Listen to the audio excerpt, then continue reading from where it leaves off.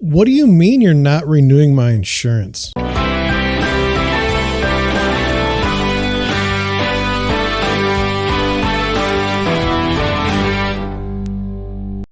Good afternoon. I have a story today that I don't know much about. I don't really understand it. It's about wildfires and insurance risks in California.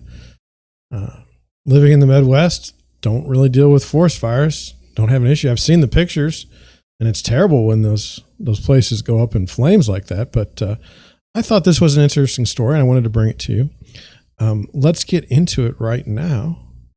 It says, the shrubs across the street nearly cost him his home insurance.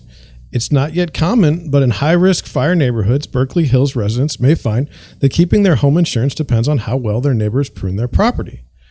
And I was like, well, how can you be responsible for your neighbor? So I was intrigued. So I started reading. So it says, at the end of August, wildfire prevention advocate Dan Grissetti opened a letter from Allstate, his home's insurer, with some alarming and just a little ironic news.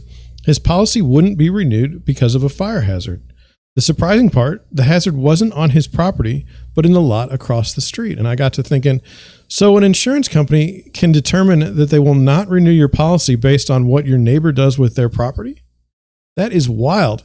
This should stop any illusion that you might have that you have individual property rights, and those rights supersede the insurance authority. Grissetti, the founder of the Hills Conservation Network, a vocal wildfire prevention organization, said he has always managed the vegetation on his Alvarado Road property to meet prevention standards, cutting brush and grass, trimming trees. The network is controversial for its stand against removing trees, including eucalyptics. I said it. But supports other types of vegetation thinning. In early summer, Grissetti's property passed the city of Oakland's annual wildfire inspection. And so I was like, what is a controversial wildfire prevention organization? Controversial in that they are against removing trees to mitigate wildfires? So I said, let's take a look at that website, see what that's about. So they've got a website. It's the hillsconservationnetwork.org. And they say this, it says, not content to simply plant trees and plants they prefer, some native plant extremists advise cutting down thousands of healthy trees. It says, claiming they pose a unique fire danger despite no scientific literature supporting this claim. Trees and even entire forests covering acres are treated like weeds in a garden. The term weed is itself a term without botanical definition. It means simply a plant one does not want in the garden. But in Oakland and Berkeley forests, this weeding of trees is done on a colossal scale with chainsaws and bulldozers clearing hillsides of healthy forests of over 100 years old. As a result, the hillsides are destabilized, ecosystems are destroyed, windbreaks and fog capturing stands of tree that mitigate wind-driven fires are destroyed along with precious wildlife habitat. So I've waded into a situation here. I didn't know there was such controversy in the wildfire management world, and it's quite fascinating. The things you read on the internet.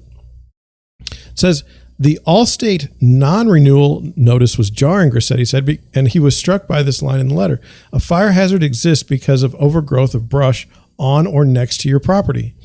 Phone calls with his agent confirmed the concern was with the vacant lot across the street from his house and not his land, he said. He appealed the decision right away, claiming he wasn't responsible for his neighbor's property. And last week, the company reversed course. He's waiting for a renewal letter, but all he's been told by his broker so far is that a new inspector was sent to the site.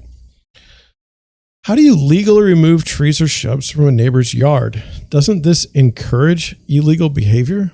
I mean, like right now, where I live, I have trees on either side of me, both with the branches overhanging my house. If one of those branches were to break off of the tree, it's going to destroy my car. Yet, there's not a whole lot I can do about it.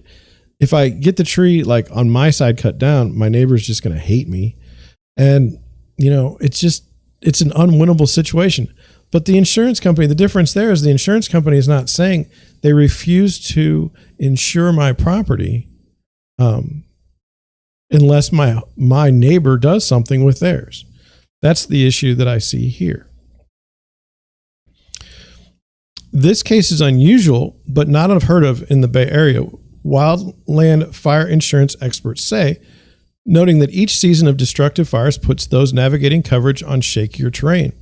Insurance woe stories from the East Bay's high-risk wildland fire areas are increasingly common. For property owners in these neighborhoods, it's harder and harder to get insurance, which, even if available, is expensive and often watered down. For insurance companies, it's harder and harder to take on financial risks of wildfire coverage as a once rare disasters become more routine. So insurance exists to protect you in the case that some event happens. I feel like in the past decade or so, insurance has come to mean voluntarily giving up a portion of your income to an insurance company that has no intention of paying out on their claim. And in this case, specifically refusing to offer coverage to people in areas where they clearly need insurance. This seems like something is broken here. And I'm not so interested in the idea just don't live there. The whole point of insurance is to protect in areas where it is not normally financially feasible for the individual to self-insure. We face a massive housing shortage in the United States. Restricting where homes can be built due to not being able to be insured only exacerbates this problem. It says in some areas of the state, entire zip codes are rejected by home insurers for high fire risks. Garcetti's insurance roller coaster ride is yet more sign of this turbulence, experts say. I don't know if Allstate is trying to move away from this market as a whole or had an issue with my house in particular, but the photos of the problem they took had nothing to do with my house in particular. According to Farmer's agent I spoke with yesterday, all the insurers are moving away from insuring houses in high fire risk zones. And how can a state insurance commission allow an insurance company to operate in a state and then restrict where they provide coverage on the basis of the risk? The whole point of insurance is a hedge against risk. From my perspective, if an insurance company decides that they wish to do business in a state, they should be required to operate within the entire state, not cherry pick the most profitable areas, because that isn't the point of insurance. Or is it? Basing a policy on the conditions of a neighboring property is rare but legal, said Joel Loucher, a consultant with nonprofit advocacy group United Policyholders and a former chief deputy insurance commissioner for the state. Of course, you can't make a person clear land they don't own, Loucher said. Insurance companies can't tell you that.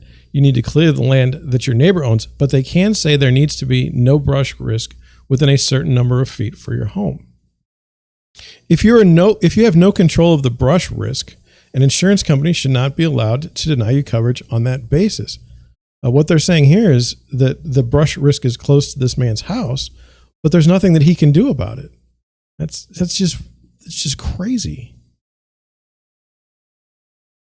When Grassetti received his non-renewal letter, it included a photo of the land across the street that Allstate said led to its initial decision to cut him off. The land didn't meet the company's 100-foot defensible space standards for his house, the letter said. Defensible space commonly refers to property around a home or structure that is cleared to minimize the spread of fire. This homeowner has lived in this house forever, and now there's a 100-foot defensible space issue. What has changed? This is my issue. It's like you're just randomly coming up for reasons not to insure this particular individual. I think that's wrong. It says, according to Oakland Fire Department requirements, vegetation growing along the roadway should be pruned back. 10 feet is the recommended distance, though in some cases less may be appropriate. Limbs that overhang the roadway and are less than 15 feet above the ground should be cut back to the roadway edge. Pruning vegetation along the roadway improves vehicle access, increases sightlines, and creates a fuel break that could help stop the spread of a wildfire. As of last week, all but one of the lots have significant mitigated, which doesn't sound right, Hunt said. One lot has a pile of vegetation that needs removal for final compliance, he said. Grassetti, however, said he hasn't seen any signs of recent clearing or work done on the property. So the property that is in violation that's causing this man not to be able to get insurance, they're saying, according to the fire department, that there is work actively being done in that space. And I'm not against standards for fire safety. Whatever is deemed reasonable, especially in an area with a propensity for wildfire, should be done. And I am glad that there is a standard from which the fire department operates. I'm all for having standards in an area. That's fine with me. But it says different standards create blind spots. Residents of high-risk wildfire areas which include most of the East Bay Hills, are at risk of fines, liens, or insurance non-renewals if they don't meet the fire prevention standards for both their city or county for unincorporated areas and their homeowners insurance. While experts tend to agree on the importance of requiring people to mitigate fire risk on their property, conflicting or unclear requirements can pose challenges. Fire agencies and insurance companies don't share notes. A property owner may be in compliance with his or her city only to learn that the insurance company wants something different, as Grissetti did. Even more confusingly, different insurance companies have different regulations. So a property owner may be okay with their city and their insurance provider, but putting a neighbor's insurance coverage at risk without even knowing it. I would be in favor of the insurance rules lining up with the safety requirements set forth by the municipality. I'm not for a sharing of the notes between a private insurance company and a municipality. People are right to be concerned about this. You can see how the different requirements could cause friction. It says insurance companies assign each property in a high-risk fire zones a score based on a variety of factors, including fuel load, which is vegetation that could burn, and slope.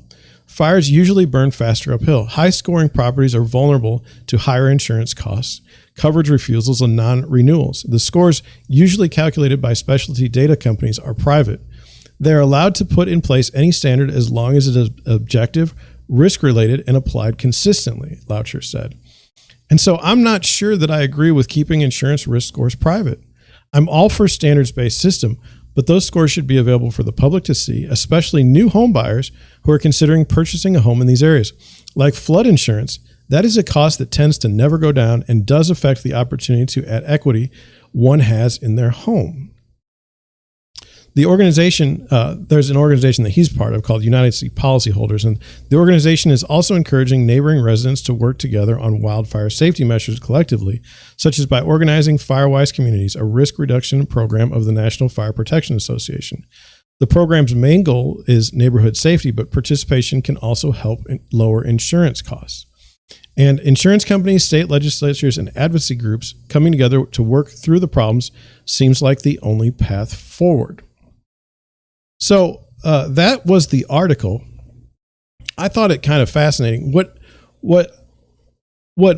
I seem to be seeing in the article, maybe I'm reading too much into it, is that perhaps the fire safety standards in these municipalities may be contributing to the possible wildlife risk, that perhaps they're doing the wrong thing and creating more risk by some of the things that they're doing. Now, I understand that this is a controversial issue.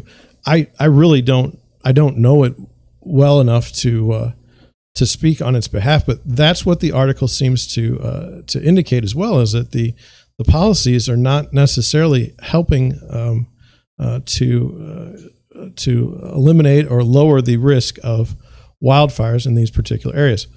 I thought it was fascinating. You know, if you're always in your own bubble, if you're always stuck in the Midwest and not looking around, I just feel like you're not, I don't know, you're not seeing the United States and the world for what it is.